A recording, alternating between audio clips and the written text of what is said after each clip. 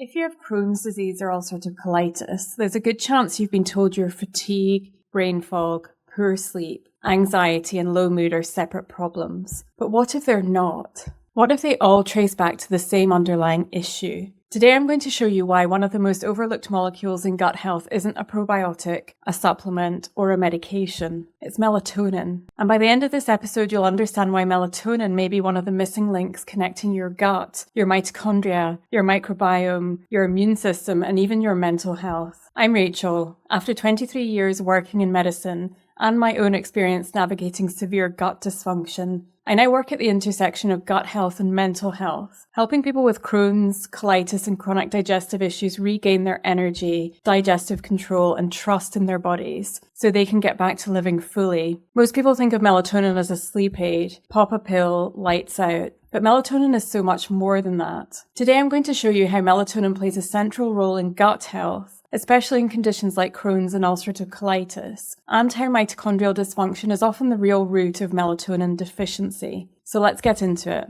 Here's the first thing most people don't know. Your gut produces over 400 times more melatonin than your pineal gland in your brain. And it doesn't even just happen at night. This isn't tied to the light-dark cycle in exactly the same way as pineal melatonin is. Your mitochondria, the energy hubs inside every cell, also produce melatonin continuously throughout the day, and that's in response to getting adequate infrared light exposure, amongst a few other things. This isn't to make you sleepy, it's to defend the cell. Melatonin acts as a local antioxidant and anti-inflammatory molecule. It protects mitochondrial DNA, it buffers reactive oxygen species, and it stabilizes redox balance. Which means if your mitochondria are underfunctioning, not only are you losing energy, you're also losing the capacity to make melatonin where it matters most. And this matters for far more than just sleep. One of the biggest misconceptions about melatonin is that it's simply a hormone that makes you sleepy. In reality, melatonin is one of the body's master timing signals. It helps coordinate your circadian rhythms, your immune function,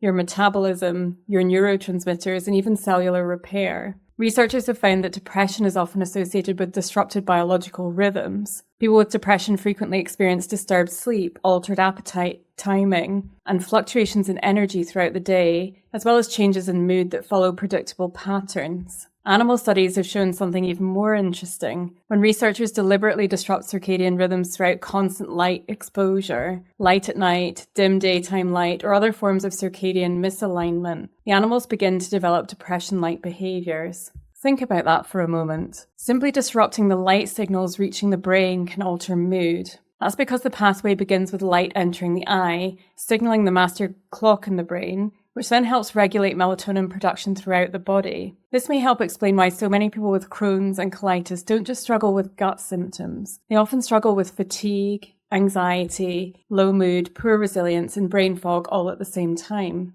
In fact, rates of anxiety and depression are significantly higher in people with inflammatory bowel disease than in the general population. These systems are deeply connected through circadian biology, mitochondrial function, inflammation, and melatonin signaling. Melatonin is also made from serotonin and relies on healthy noradrenaline signaling. In other words, the same neurotransmitter systems that are heavily involved in depression are also involved in melatonin production. It's one of the reasons I don't view melatonin as a sleep hormone. I view it as an energy hormone, an immune hormone, a timing hormone, and a mitochondrial defense molecule all at the same time. In inflammatory bowel diseases like Crohn's and ulcerative colitis, the gut is in a constant state of oxidative stress. The mucosal barrier is compromised. The immune system is on high alert, and the microbiome is out of balance. One mouse study from 2018 found that supplementing melatonin in mice with chemically induced colitis improved their antioxidant status and reshaped their gut microbiome. The mice actually had more firmicutes, which tend to be reduced in human inflammatory bowel disease.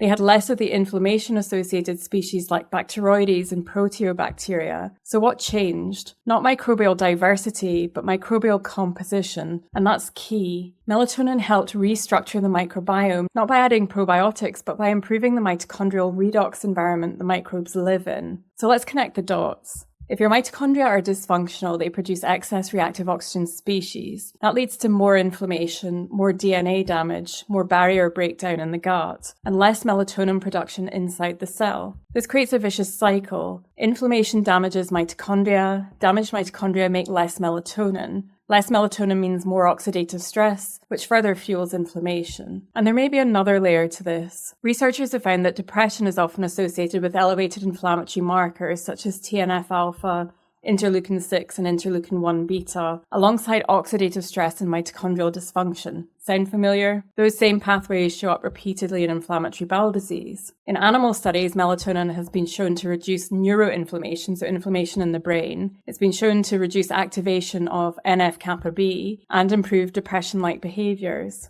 This suggests that some of melatonin's benefits may have less to do with making someone sleepy and more to do with regulating inflammation and cellular stress. That becomes particularly relevant when we're talking about chronic inflammatory diseases like Crohn's and UC. If we want to break this cycle in inflammatory bowel disease, we need to support mitochondrial function, redox balance, and our own body's production of melatonin. Not by taking a supplement, but by fixing the cell's energy system. So what can you actually do? Here are some strategies I recommend to clients inside my program. Get natural spectrum light in the morning to anchor your circadian rhythm. Remember that healthy cortisol rhythms help support healthy melatonin rhythms. The body's designed to see bright light during the day and darkness at night. Block blue light at night to protect pineal melatonin production, so that's the melatonin in your brain, and support mitochondrial function through targeted nutrition, movement, and light exposure. Time your food intake because your gut clock needs rhythm just as much as your brain does. Avoid unnecessary toxin exposure and other environmental stressors that damage mitochondria and disrupt cellular signaling. You don't need more supplements, you need more cellular intelligence. Melatonin isn't just a sleep hormone, it's a mitochondrial antioxidant, a gut immunoregulator, a microbiome modulator, and one of the body's master timing molecules. If you're struggling with Crohn's or colitis, melatonin deficiency might not be the problem itself. It may be a symptom of deeper dysfunction in your circadian biology, your mitochondrial function, and your cellular energy production. That's where the real work begins. Fix the cell,